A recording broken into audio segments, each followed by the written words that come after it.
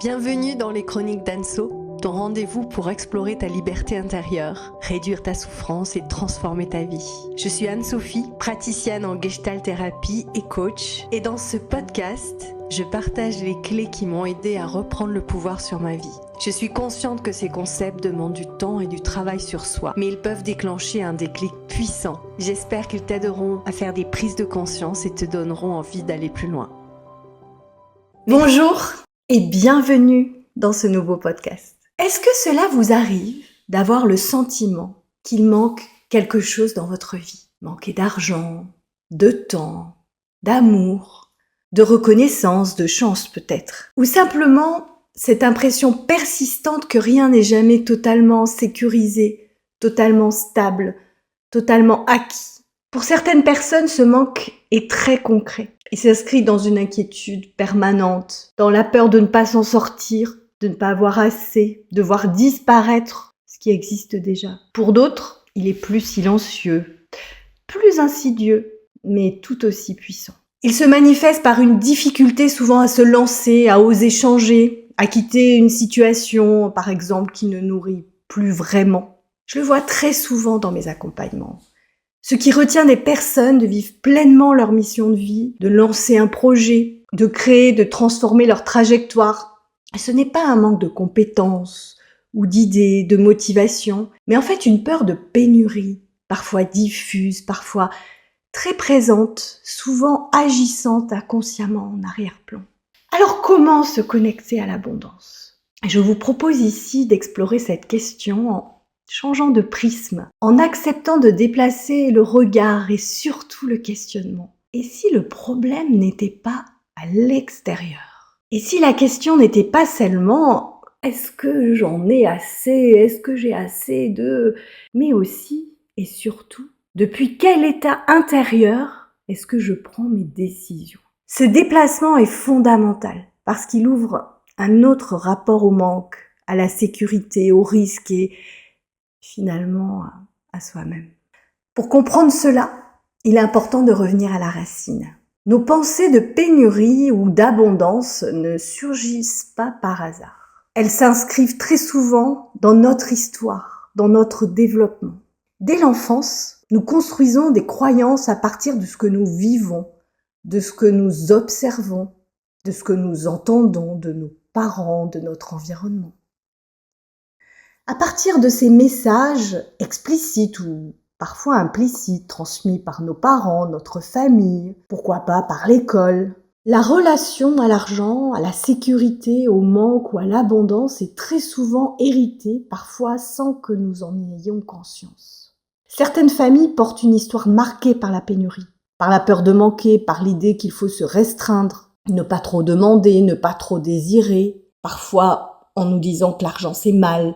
Et ces croyances peuvent s'inscrire profondément en nous comme des vérités évidentes, rarement questionnées, mais extrêmement structurantes. Ces croyances deviennent alors des représentations internes du monde.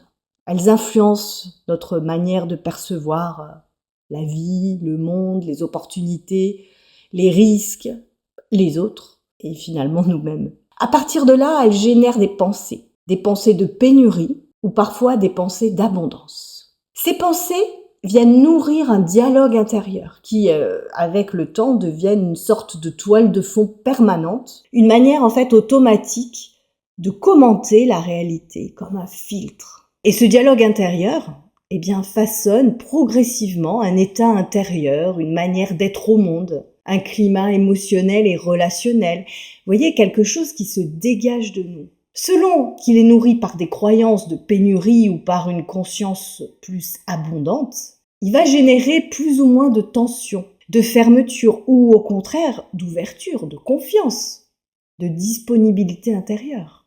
Et cet état intérieur n'est pas neutre. Il se ressent, il se perçoit, il s'exprime dans notre posture, notre regard, notre manière de parler, de nous engager et de prendre des décisions. C'est une véritable vibration intérieure qui se dégage, que les autres captent souvent sans pouvoir la nommer et qui va influencer la qualité de nos relations et de nos choix. Ces vibrations, cette énergie haute ou basse, attirent ou non de nouvelles opportunités, de nouvelles rencontres. C'est inconscient, mais le monde extérieur les capte. Et depuis cet état intérieur, nous posons des actions. Nous osons ou nous n'osons pas. Nous avançons ou nous retenons. Nous créons ou nous protégeons, nous bloquons. Et ces actions, elles vont produire des résultats. Quand elles sont guidées par un état intérieur d'abondance, elles vont créer de l'abondance. L'abondance va se manifester. Quand elles sont guidées par un état intérieur de pénurie, eh bien, elles vont créer de la pénurie et la pénurie va se manifester. Et ces résultats viennent ensuite renforcer les croyances de départ. Et vous voyez que la boucle est ainsi complète. C'est ainsi que se construisent souvent à notre insu des boucles de pénurie ou des boucles d'abondance. Ce qui est fondamental en Gestalt et que je tiens vraiment à souligner, c'est que même si nos croyances trouvent leur origine dans le passé, le pouvoir de transformation se situe toujours là, maintenant, dans le présent. Nous ne sommes pas condamnés à répéter indéfiniment les mêmes schémas. À partir du moment où nous devenons conscients de nos croyances, de nos pensées, de notre dialogue intérieur et de l'état depuis lequel nous agissons, quelque chose peut commencer à se transformer. En Gestalt, on parle alors d'ajustement créateur. La capacité est ici et maintenant d'expérimenter autre chose, de poser des choix différents, même modestes, mais alignés avec un état intérieur plus ouvert, plus confiant, plus vivant. Ces nouveaux ajustements créent progressivement de nouveaux résultats. Et ces nouveaux résultats permettent à leur tour de construire de nouvelles croyances, beaucoup plus positives, beaucoup plus ressources pour la suite de la vie. Cette compréhension rejoint profondément la philosophie de Neale Donald Walsch, qui rappelle que la vie ne répond pas d'abord à ce que nous voulons, mais à l'état d'être depuis lequel nous vivons. Tant que je me vis comme quelqu'un à qui il manque quelque chose, la réalité vient souvent confirmer cette vision. Non pas pour nous punir, mais pour nous inviter à voir ce que nous croyons, ce que nous nourrissons, ce que nous tenons pour vrai. Et dans cette perspective, le manque n'est pas un échec, c'est un signal. Il indique un endroit où la relation à la vie est encore marquée par la peur, la séparation, le contrôle. Eckhart Tolle également exprime cela avec beaucoup de justesse lorsqu'il explique que reconnaître ce qui est déjà là constitue le fondement même de l'abondance. Lorsque nous sommes installés dans une conscience de pénurie, nous avons souvent le sentiment que la vie ne nous donne pas assez.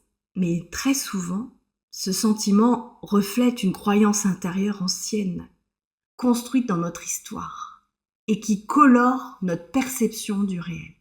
Il propose alors un renversement simple et puissant. Donner ce que l'on croit manquer. Donner de la reconnaissance, si nous n'en avons pas, de la présence, de la bienveillance, non pas comme une stratégie pour obtenir quelque chose en retour, mais comme une manière de reconnaître que cela existe déjà en nous et peut circuler.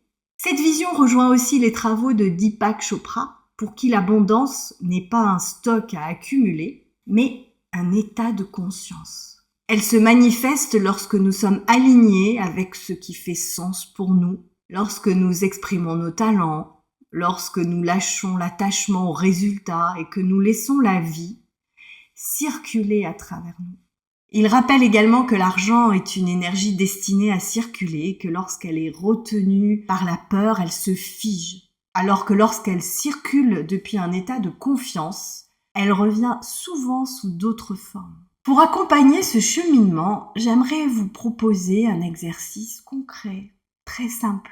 Pendant 1 semaine ou 2, chaque soir, prenez quelques minutes pour noter 3 moments d'abondance vécus dans votre journée, même s'il vous semble anodin. Par exemple, un échange nourrissant, un moment de calme, une idée qui émerge, une aide reçue. Cet exercice est puissant parce qu'il réentraîne votre attention, votre regard. Il apprend à votre esprit à voir les ressources plutôt que les manques. Et là où vous placez votre attention, l'énergie commence à circuler autrement. Petit à petit, ce changement de regard transforme vos pensées, vos dialogues intérieurs. votre état de conscience et finalement vos choix.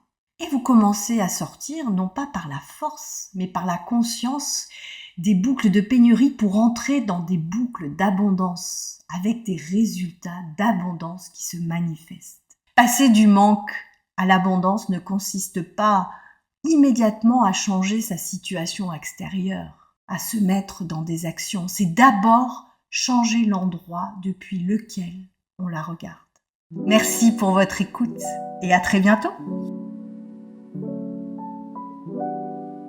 Merci d'avoir écouté cet épisode des Chroniques d'Anso. Si ce sujet t'a inspiré, n'hésite pas à partager ce podcast autour de toi ou ajoute un commentaire. Et si tu ressens le besoin d'aller plus loin, je propose des accompagnements individuels en gestalt thérapie et en coaching. Tu peux prendre rendez-vous sur mon site annesophiebien.com ou simplement me retrouver sur mes réseaux sociaux. Je te dis à très bientôt pour un nouvel épisode et d'ici là, surtout, prends soin de toi.